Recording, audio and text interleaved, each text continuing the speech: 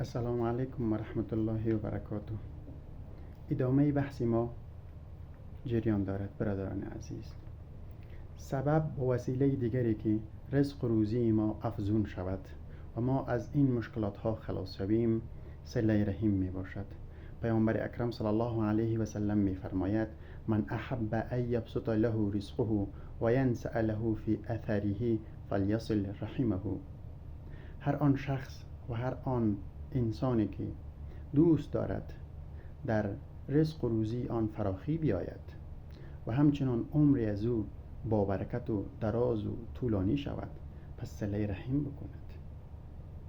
بیننده های محترم، یکی از مشکلات بزرگی که در جامعه ما و شما رایج هست و ما عملا با چشم حقیقت میبینیم قطع صله رحم می باشد.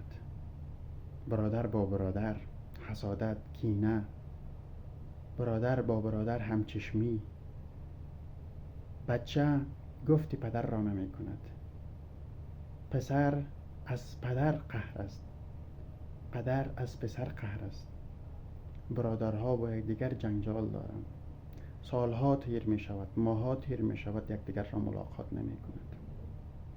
چه جایی که احترام و ادب داشته باشد، چه جایی که او را قدردانی بکند و سپاسگزاری بکند که یک برادری بزرگ هست، پدر مهربان هست، مادر مشفق هست، نه تنها بلکه قطع تعلق کرده و قطع صله رحم کرده، در حالی که پیامبر اکرم صلی الله علیه و سلم می‌فرماید کسی که دوست دارد رزق و روزی او افزون شود صله رحم بکند و کسی که دوست دارد و می‌خواهد عمرش با برکت و طولانی شود باید صله رحم را از بین نبرد. برادران عزیز،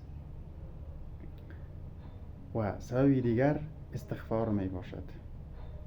ما انسان هستیم، ما عاجز هستیم، ما ضعیف هستیم، حتما خطا میکنیم، لغزش میکنیم، گناه از ما صادر می شود و ما گناهی را مرتکب می شویم. حتما باید استغفار بکنیم. پیامبر اکرم صلی الله علیه و سلم می فرماید روزانه من 70 مرتبه استغفار میکنم. پیامبری که معصوم بوده، آینده او تضمین، گذشته او تضمین، بیگناه معصوم 70 مرتبه روزانه استغفار میکنه.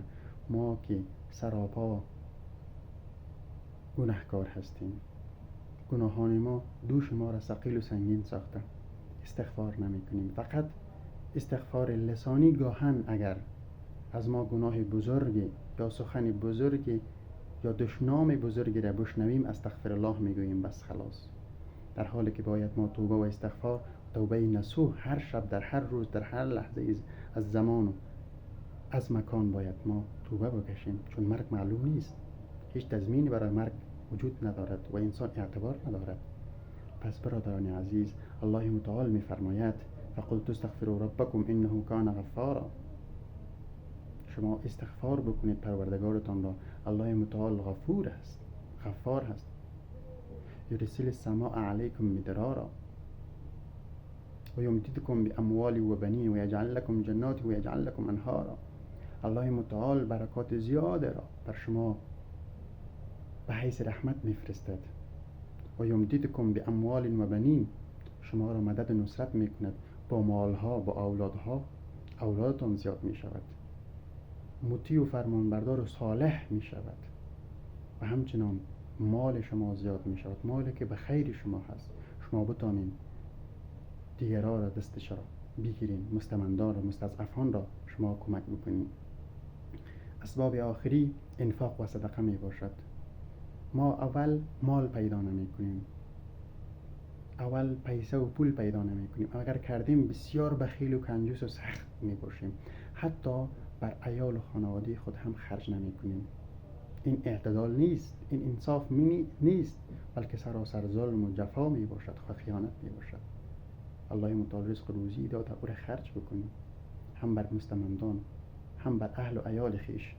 پیامبر اکرم صلی الله علیه و سلم می فرماید ما نقصت صدقه من مال، کم نمی کند، قلیل نمی شود هیچ مالی از صدقه و از خیرات.